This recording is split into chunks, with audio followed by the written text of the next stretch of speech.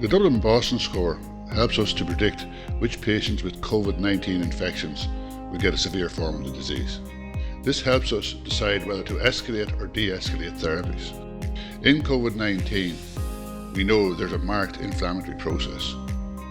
Initially we thought this is subtended mainly by interleukin-6, but we now realise there's an interplay between pro-inflammatory and anti-inflammatory cytokines, particularly IL-10 and IL-6. The levels of interleukin-6 vary throughout the day. In addition, the levels of IL-6 are impacted upon by the patient's body habitus. For example, obese patients have different levels than people who are not obese.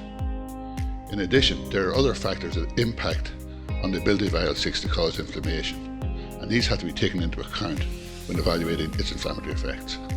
The Dublin-Boston score is calculated by taking a blood sample at day 0 and again at day 4.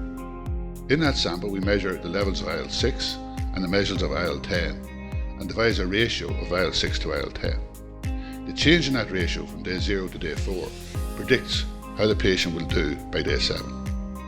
A prognostic score in COVID-19 infection helps us to determine the trajectory of the patient's clinical course. The Dublin-Boston score helps us to determine early how the patient will do and to escalate or de-escalate therapies accordingly.